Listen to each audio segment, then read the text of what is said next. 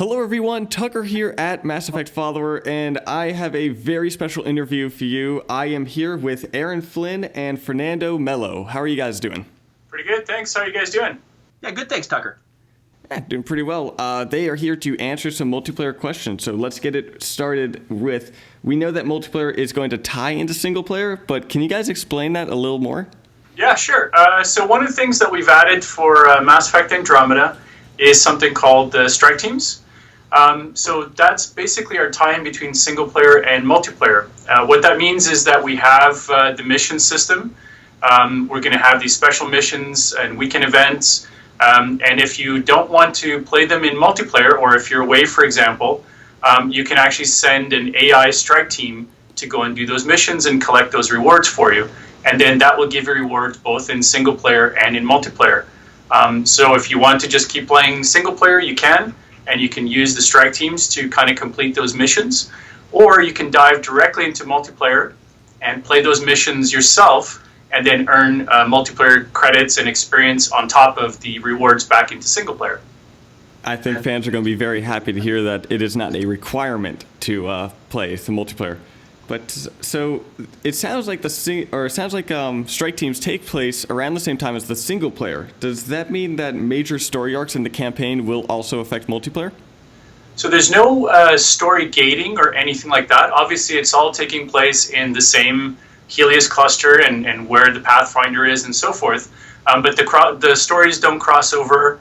Excuse me. And there's no like story gating or anything like that in single player. So you could experience one or the other at your own pace, and there's no kind of gating or locking of any of the things in there. All right, and something that has also been kind of asked around a bit are how many maps are going to be at launch of the multiplayer? So right now we're planning, I think, is 5 maps, and then we will quickly start to roll out additional content, which we can't go into future stuff too much at this point, but we will have some additional ones as we continue. Will you guys be able to tell us if the DLC are going to be free, kind of like how it was with Mass Effect 3? Yeah, I mean, the same sort of, we're learning a lot from what we did in Mass Effect 3, and that was something that fans really appreciated, so we definitely want to do that this time around, where everything is just updated. The one nice advantage to that is we don't fragment the community between those that have that content and not, so that's one of the big reasons as well to kind of move in that direction. Another part of fragmenting the community, will there be crossplay? Will I, for example, with my Xbox One, be able to play with my friends on the PlayStation 4? No, not at this point, no. That was actually something that was announced really late. I don't understand why everybody asks us that, Tucker, because literally nobody does that. And I don't know why people ask that question. Like, nobody does that. People hope. Everyone hopes. Yeah. No, I understand, but that's really more of a conversation rather than to any individual developer. That's more of a question for, like Microsoft and Sony, right? Because they're the ones who work on those things. Yep. And I think there actually has been some discussion on trying to get that to work, but I guess not yet. Yeah, unfortunately, we can't do it, that's for sure. Yeah, it's something that came in quite late, and it's not an easy thing to do, for sure. There's a lot of hoops to go through on that, but you never know. Maybe in future titles or something like that, we could look at it. Yeah, we'd love to see it. It becomes more common, I think. Oh yeah, definitely. Now, Mass Effect 3 had Horde mode, and that was absolutely fantastic. But what kind of objectives will we be looking at in Mass Effect Andromeda? So we'll have a very similar Horde mode to Mass Effect 3 for the most part. The majority of the missions and matches will be that way. In terms of objectives, you can expect, if you're familiar with Mass Effect 3, something similar. We won't go into all the objectives, but basically what happens is, if you're not familiar with Mass Effect 3, we have a wave-based system where you have to survive so many enemies, and it kind of ratchets up in difficulty as you progress through the mission. And then at certain key points, certain waves are actually objective-based. And the really nice thing about that is we vary up the objective, so there's a bit of a random element to it. And it also kind of forces you from moving potentially out of bunker areas that you sort of are defending well, into kind of going out to specific locations on the map and either holding those, or in some cases moving things from one location to another, and it just varies up the gameplay and provides a little bit more extra challenge in there for players. Now, will we only fight normal enemy factions like the Ket or the Remnant, or will we have random encounters with fiends or other animals in the Andromeda Galaxy? So yeah, you'll actually definitely discover the Fiend Hug and the challenge of taking that on. It is part of the Ket faction, which is one of our enemies that we have in multiplayer. Awesome. So it'll be similar like in Mass Effect 3. I can't remember the name, but when the big robot machine would show up, the mech. Yes, yeah, exactly. So each of the factions has a variety of characters with different roles, and then you do tend to have this sort of large tankish character that you need to take on as well for each of the factions. Will we be able to customize our games, choose like how many waves we fight, who we fight, objectives, and other things like that? Not at the start. So right now, basically, we would control all of the different what happens in each wave on the matches. But it's one of the things that we are looking at. I think it'd be quite cool to provide that to players. Is it going to be limited to 10 waves like it was in Mass Effect 3, or is it as long as you can last? So that's interesting. So we've actually, the default matches will now be 7 waves, even though they will have a little bit of an extra challenge than what you saw with ME3, so it'll still give you a lot of fun in that time frame. But it does keep the matches a little bit shorter, which I think is one of the things that we got from player feedback along the way. But the number of waves is actually something that we control server side. So for special events and missions and things like that, we can totally vary up how many waves and what happens in each of those waves, which is a very cool thing to do because we can then provide some really nice variation in the gameplay. How long would you say that the average multiplayer match lasts? 15 minutes, 20 minutes? It really depends on the difficulty and, of course, how good you and your friends are. I think usually at like bronze level, and if you have fairly decent kids, you're looking at about 15 minutes. And then on gold level matches or some of the special events, you could be looking at 20, 25 minutes or a little bit higher, depending on which objectives and how quickly you can take those on. So the difficulties are going to be bronze, silver, and gold. There's not going to be like tin or something for people who are absolutely terrible like myself? No, but there is, I mean, you have boosters and other things that you can equip to give you a better chance. And the nice thing that we saw with Mass Effect 3 is because of the co-op nature, you do tend to get players that are higher level or a little bit more seasoned helping out newer players. So it does tend to make for a lot of fun. Usually, once you've had a couple rounds at bronze, you should be able to get together with other bronze players and clear those out. Awesome. And now you've been releasing a decent amount of multiplayer images, and in one of them we see the Milky Way races that we could play as. But will we also be able to play as Aaryn? I think what we'll do is we'll let you guys discover, you know, all the range of kits and races and genders and all that kind of stuff that will be available to play. Right now we're kind of focusing on the Milky Way species that we had. All right, and we know that with the single player of Mass Effect Andromeda, it's not going to have a pick your class, but more of a build your character how you play. Will that be present in Mass Effect Andromeda's multiplayer? So the interesting thing is not all the kits are kind of tied down to the classes like we had with ME3. So you'll find a wider variation or a mix of classes in some of the kits, especially the later rarity kits. Which will kind of resemble more closer to what we have in single player, which you could kind of mix and match your abilities and kind of the role that you're playing, essentially the class that you're playing. So we'll have much more variety this time around. Are there going to be any kits that are geared for support rather than attack? Oh yeah, absolutely. So there's a big range of different kinds of kits. The other interesting thing is, and you've seen it in some of the videos so far with single player, where as you're leveling up and you're spending points on your abilities, there's actually a little bit of a decision that you can do as to how you want to specialize that ability, the progression of that ability. So in some cases you can actually spec certain kits and then certainly adding additional equipment and things like that to give you really good support or, you know, tank roles and things like that for sure. And kind of quickly, what is your go-to class for both of you? I think Aaron's already confirmed that he's an infiltrator all the way. I'm much more of a vanguard. I like kind of zipping around the battlefield, and we have some really interesting classes in between as well, which I think will be a lot of fun for players to explore this time around. Now, how many characters are we limited to creating? So the kits that we'll have at launch is around, we didn't actually want to release the total number, but it'll be similar to what we had with Mass Effect 3. And it's a range of different classes and races and so forth. I believe unlocked from the get-go is around 12 kits, and then you'll be able to unlock the rest through playing the game and then using those credits that you earn for matches to purchase packs, and that's how you unlock the remaining kits and weapons and so forth. What is the highest level that you can get your multiplayer characters to? Right now, it's level 20. So similar to Mass Effect 3? That's right, Yep. Yeah. Will we see our multiplayer created characters on the Nexus or maybe even on the Tempest? That's a really interesting question. Not right now, but I think that would be kind of cool to explore maybe in the future. But certainly right now they have their role and their place in the Apex Forces and what they're doing, which is a little bit separate from where the Pathfinder's at. Now, earlier we talked about kind of some of the objectives and things like that, but will we ever be able to build defenses or use equipment around that we can use to our advantage? There is, there is a few things like that on some of the maps, and some of the objectives will have you interacting with things in order to complete that objective. But in terms of things like, I don't know, you're thinking like turrets or something along those lines? Yeah. That's not something. Yeah, something like you can place a turret down or something like that. Right, so unless you have an ability, so for example, the engineer does come with a turret.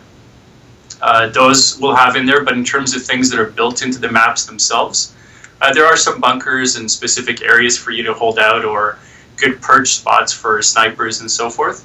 But most of the interactive elements will come from the objectives, or in terms of things like turrets, it'll be like some of the kits, like the engineer, will have that. Will the Nomad or other vehicles be available for use in multiplayer? That would be totally awesome, but no, like the arena-based system is a relatively compact play space, so it would kind of make the Nomad not really a viable thing to have in there at the moment. Yeah, it's meant to be much more about intense, really high-tempo combat, and the Nomad's more for exploring. Yeah. So I guess the hopes of racing the Nomad with my friends will have to wait till possibly the next game. Something like that, yeah. Oh, maybe, yep. Now, upon being revived, like with Mass Effect 3, when you got revived, you can immediately get shot at. Will there be some sort of resistance to damage just to give you a few seconds of recovery? Yeah, there is a little bit of a recovery period there. And then the other thing is, again, some of the kits and some of the things that you can specialize in will help improve that as well. Will cameos be in multiplayer, like companions or characters that we meet in the campaign? Again, that kind of falls into the future content type of bucket, which we won't really cover at this point. Okay. Now, with Mass Effect 3, there was the N7 HQ site. Will there be an Andromeda equivalent for fans to check out? There is, and actually it's going to be, we'll talk about it before launch, but we are going to have a native app this time around for iOS and Android. And you can expect a lot of the same features that we had with N7 HQ, where you can kind of see your stats and if your friends are online, and you can also keep up with what missions are currently active and your strike teams as well that we talked about earlier. So hopefully we'll get that out there maybe the next week or so. And we know that with Mass Effect Andromeda that it's all co-op, that it's horde mode and things like that. But will there ever be PvP components for Mass Effect or for Mass Effect's multiplayer? Well, I don't know. Maybe in the future titles we might look into that. Right now we've been focused on the co-op experience and growing that. It was really successful for us with Mass Effect 3. I think the community itself really appreciated that because it was a little bit different than a lot of other titles as well.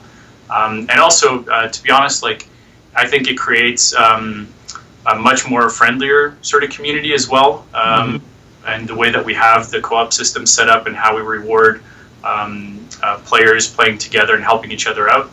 So we definitely don't want to lose that aspect of it. But in the future, who knows? We may consider looking at something like PvP or some specific modes that may allow you to do challenges directly with other players. Now, on the opposite spectrum of that, will there ever be co-op in the Mass Effect story? Co-op in a story is a really, really big undertaking, and while we do sometimes talk about that, we've got a lot of systems and a lot of lessons learned, excuse me, that really help us do great single-player storytelling. So at this time, no, we intend to keep Mass Effect to be single-player and focus on really high-quality single-player storytelling, with cinematics and all those things people love. Mm-hmm. Pretty hard to do co-op romances, for example. Well, yeah.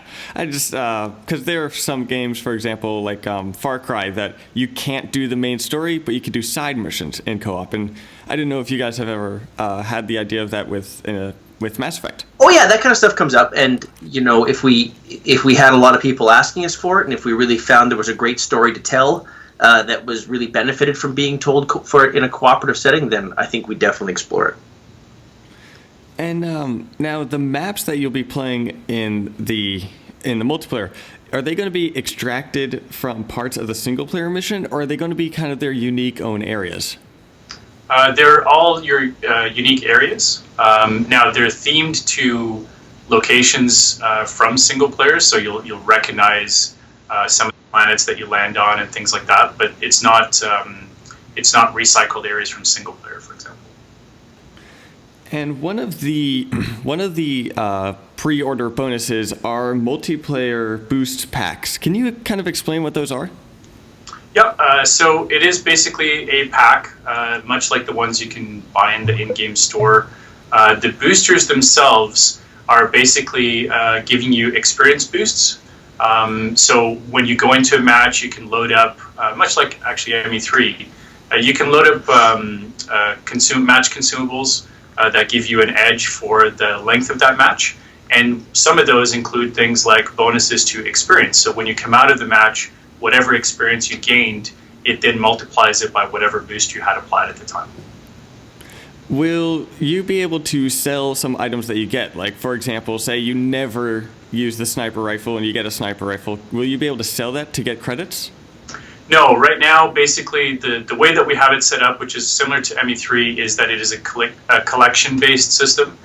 So once you unlock something, you can rank it up to 10 ranks, which give you like, for example, a weapon or something like that will give you progressive bonuses to it. But there's no concept of being able to kind of recycle that to materials or sell it back to a store or something along those lines. It's more like a collecting cards mechanic. And you've also have said that playing multiplayer gives you bonuses in the single player. Will there be some unique only multiplayer things or unique things that you can only get in single player by playing multiplayer, or is everything all around? No, these are all things that you could already get in single player. Basically, the way that we want to build that tie-in is for someone that wants to split their time between single player and multiplayer, whereas they're not, for example, out with the Nomad exploring for hours and hours and hours to collect resources and do other things. Instead, if they want to spend some time in multiplayer with friends or whatever the case is, then when you take on those missions, we want to be able to give you some materials and so forth to help you kind of make up for that lost time in single player, as it were. So a lot of it is what you already had in single player. You have said that, with strike teams, there's a mission over here, you send the people out to do it, and you can either do it or they'll do it themselves. Is there a little kind of story arc that happens with strike teams, like a small little story, or? Yeah. So. Yeah. What do you mean, Tucker? Sorry. Well, kind of like a little side story that is with your multiplayer characters. I don't think so, based on what you're asking.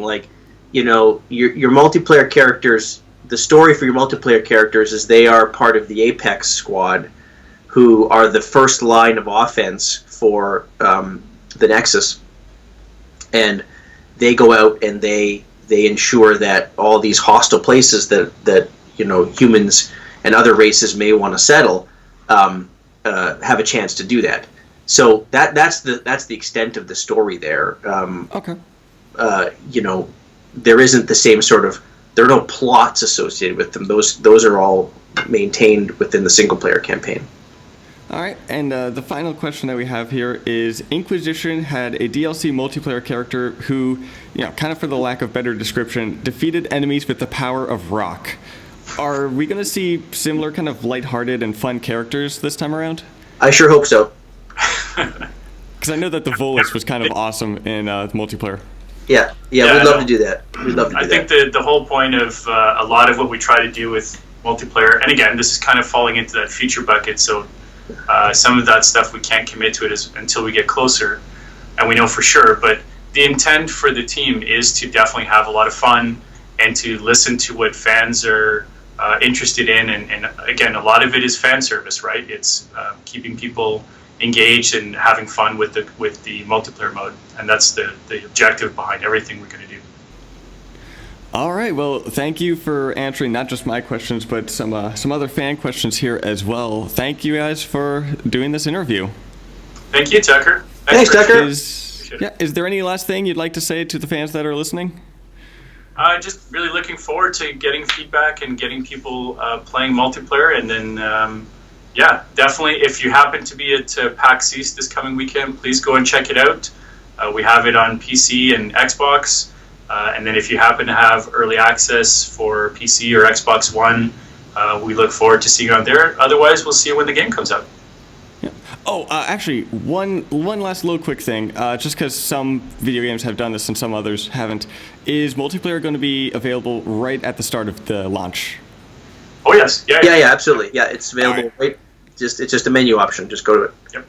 All right, because some games have it so you have to wait a week for multiplayer, but it's awesome to know that you can play this right at the start of the game.